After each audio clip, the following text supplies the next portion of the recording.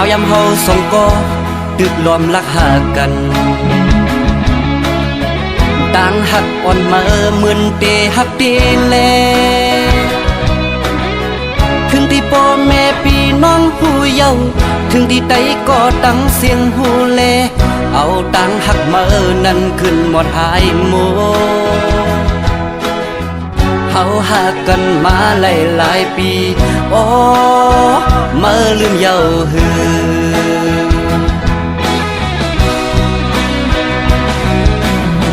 ปอดด้วยมือวันต่างอัปเดตหักเก่าอยู่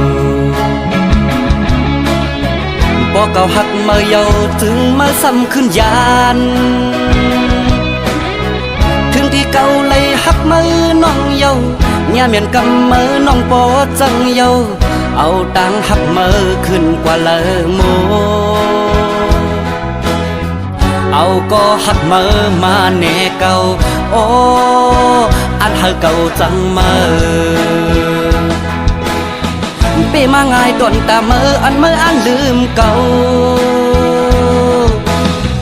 มันตึงหยาบต้นตาใจกบใจตื่นหักเยาโอ้โหโอ้โหโอ้โหจ้องมือหูมือพองมือโทรลัดว่า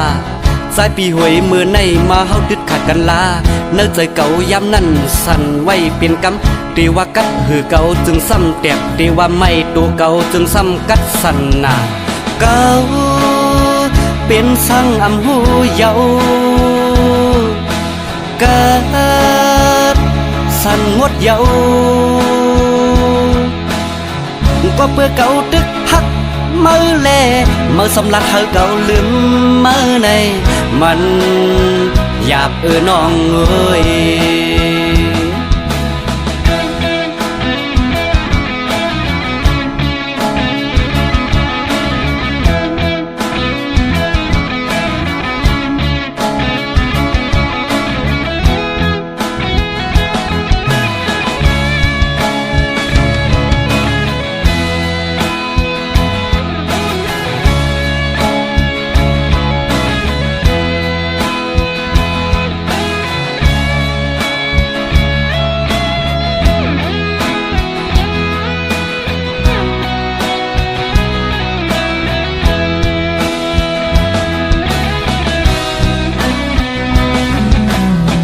ข้าวยำเฮาสองก็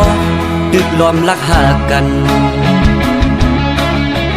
ต่างหักอ่อนมาเหมือนเตหักเตแลถึงที่พ่อแม่พี่น้องผู้เยาว์ถึงที่ใดก็ตั้งเสียงหูแลเอาต่างหักมานั้นขึ้นหมดหายโมเฮาหากันมาหลายปีโอ้มาลืมเยาหือ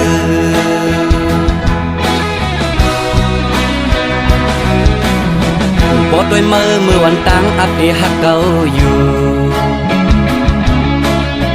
ปอเก่าหักมาเยาถึงมาซ้ำขึ้นยานถึงที่เก่าเลยหักมือน้องเยาเนี่ยเหมือนกำมือน้องปอจังเยาเอาตังหักมือขึ้นกว่าเลอโมเอาก็หักมือมาแน่เก่าโอ้อันหักเก่าจังมือเปมาง่ายต้นตามืออันลืมเก่ามันตึงหยาบต้นตาใจกบใจตื่นหักเยาโอ้โหโอ้โหโอ้โหจ้องมือหูมือพองมือโทรลัดว่าสายปีหวยมือในมาเฮาดึดขาดกันลา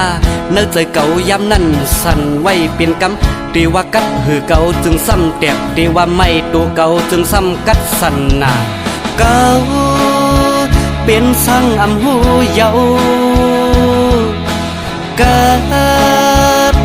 สั่นงดเยาก็เพื่อเก่าตึกหักมือแลมือสำลักเฮาเก่าลืมมือในมันหยาบน้องเอ้ย ก็เพื่อเก่าตึกฮักมือแลมือสำลักเธอเก่าลืมมือในมันหยาบน้องเอ้ย